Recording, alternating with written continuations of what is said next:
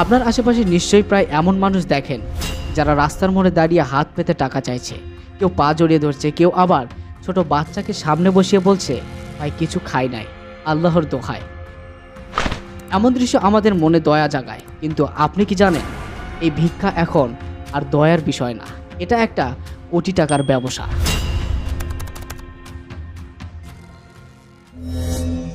আজকে আমরা দেখব ভিক্ষা কিভাবে এক সংগঠিত ব্যবসায় রূপ নিয়েছে, শিশুদের কিভাবে এই চক্রে ফাঁসানো হয়, পেছনের মাফিয়া কারা, এবং সবচেয়ে গুরুত্বপূর্ণ আমরা কিভাবে এই ফাঁদে না পড়ে প্রকৃত গরিবদের সাহায্য করতে পারি।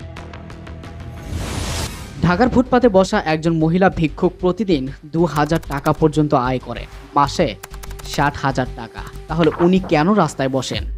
একটি রিপোর্ট বলছে শুধুমাত্র ঢাকায় ভিক্ষাবৃত্তি থেকে দৈনিক আয় হয় ১০ থেকে ১৫ কোটি টাকা। দেশের ৭৫% ভিক্ষুক শারীরিকভাবেই সক্ষম, এদের একটি বড় অংশ ভাড়ায় শিশু নেয়, আর এই ব্যবসার পেছনে আছে পুরো মাফিয়া সিন্ডিকেট। আপনারা যদি ভাবেন এটা শুধু বাংলাদেশে হয়, ভুল করছেন। ভারতের হায়দ্রাবাদে এক ভিক্ষুক ধরা পড়ে, যার ব্যাংকে ৭২ লাখ রুপি ছিল। দিল্লিতে ধরা পড়ে এক নারী BMW গাড়িতে করে ভিক্ষা করতে আসতেন। এই ভিডিও তৈরির পেছনে আমরা কয়েকটি এনজিও, সাংবাদিক রিপোর্ট এবং গোপন ভিডিওর বিশ্লেষণ করছি। গাবতলীতে এক মহিলা ৩ জন শিশুকে নিয়ে প্রতিদিন ভিক্ষা করে। সন্ধ্যায় দেখা যায় তার এক কামরার ঘরে রেফ্রিজারেটর, টিভি, এমনকি স্মার্টফোনও আছে। এটা শুধু একটি উদাহরণ। অনেক সময় কিছু মানুষ নিজেকে প্রতিবন্ধী সাজিয়ে ভিক্ষা করে, কিন্তু যখন ক্যামেরা অফ থাকে তখন তারা একদম ঠিকঠাক হাঁটছে। এই পুরো বিষয়টা এক ধরনের অভিনয়, আর আমরা প্রতিদিন সেই নাটক দেখছি।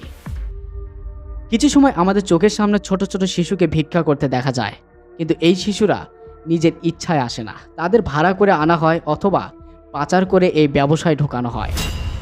ভিক্ষাবৃত্তি এখন আর একজন ব্যক্তির কাজ না, এটা এখন সিন্ডিকেট দ্বারা পরিচালিত গ্যাং সিস্টেম। রাস্তার মোড়, ফুট ওভার ব্রিজ, ভিক্ষা করার জায়গা কিনে ভাড়া নিয়ে বসতে হয়। প্রতিদিন মাফিয়াকে দিতে হয় কমিশন বা চাঁদা। যারা নিয়ম মানে না তাদের ভয় দেখিয়ে সরিয়ে দেওয়া হয়। এই সিন্ডিকেটের সাথে কখনো কখনো পুলিশ, রাজনীতিবিদ, এমনকি স্থানীয় প্রভাবশালীরাও জড়িত থাকে। অন্য কথায়, গরিবের পোশাকে চলছে ধনী লোকের রমরমা ব্যবসা। আমরা প্রায়শই বলি বিদেশে গরিব নাই, আসলে গরিব আছে, কিন্তু তারা রাস্তার মোড়ে ভিক্ষা করছে না। জাপান, কাতার, সিঙ্গাপুর কোনো রাস্তায় আপনি একটাও ভিক্ষুকও দেখবেন না। ইউরোপ, আমেরিকা যারা সত্যি অসহায় তারা গভর্নমেন্ট সাপোর্ট পায়। তবে ইউরোপেও কিছু সিন্ডিকেট আছে যারা গরিব দেশ থেকে মানুষ এনে রাস্তার মোড়ে বসিয়ে দেয়। মুখে থাকে আই এম হাংরি, পেছনে থাকে লোক বলের শোষণ। এই পুরো সিন্ডিকেটে ধর্মের অপব্যবহার হয় সবচাইতে বেশি। প্রতিটি ধর্মেই ভিক্ষাকে নিরুৎসাহিত করা হয়েছে। ইসলামে বলা হয়েছে উপযুক্ত কারণ ছাড়া বারবার ভিক্ষা করলে কিয়ামতের দিন মুখে আঁচড় কাটা অবস্থায় উঠবে। তবুও ধর্মের নামে ভিক্ষা চলছে।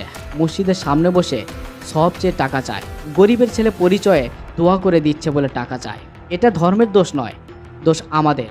আমরা যাচাই না করে টাকা দিই। তাহলে এই সমস্যার সমাধান কি? এই সমস্যার সমাধান করতে হলে আমাদেরকে 3টি জিনিস মাথায় রাখতে হবে।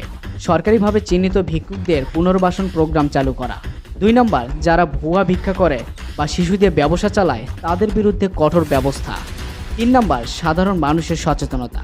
দয়া করে টাকা দিন, কিন্তু আগে দেখুন সে মানুষটা আসলেই অসহায় কিনা।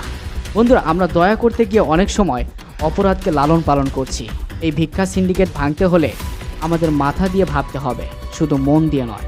আজ থেকে আপনি কাকে টাকা দেবেন? একজন অভিনয়কারী ব্যবসায়ীকে নাকি একজন প্রকৃত অসহায়কে?